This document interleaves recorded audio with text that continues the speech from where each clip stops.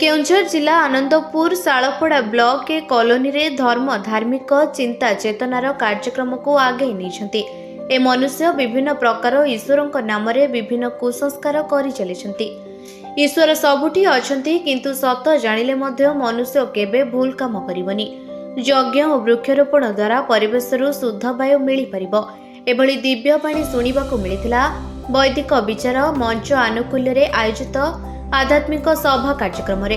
वैदिक विचार मंचर सभापति अशोक कुमार मिश्र आयोजित यह कार्यक्रम रे मुख्य अतिथि भावे घसीपुरा विधायक प्रार्थी डॉक्टर शंभुनाथ राउत, मुख्य वक्ता ओडिशार प्रतिष्ठित प्रवचक पंडित वीरेंद्र कुमार पंडा, सम्मानित अतिथि भावे विशिष्ट स्तंभकार अभय द्विवेदी और साहित्यिक सरोज कुमार साहू प्रमुख जोग देथिले।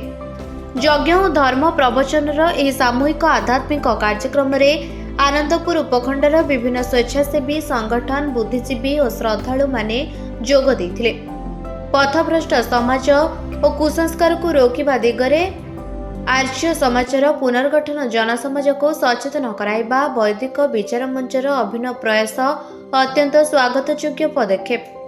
समयर सदुपयोग उचित मार्गदर्शन निमंते एक आध्यात्मिक वैदिक पुस्तक केन्द्रर परिकल्पना करा जायतिला, जहाद्वारा श्रद्धालु मानकु विभिन्न प्रकार ज्ञान आहरण करिबार सुविधा सुजोग जोगाई दिया जाउथला। विभिन्न क्षेत्र में सफलता अर्जन करथिबा व्यक्तित्व मानकु अतिथि मानक द्वारा संबर्धित करा जायतिला। वैदिक विचार मंचर सदस्य अमूल्य मिश्र, देवाशीष मिश्र, शांतनु मिश्र और सुस्मिता मिश्र प्रमुख कार्यक्रम को परिचालन करथिले। आनंदपुर रंजन कुमार भूया का रिपोर्ट, निरपेक्ष न्यूज।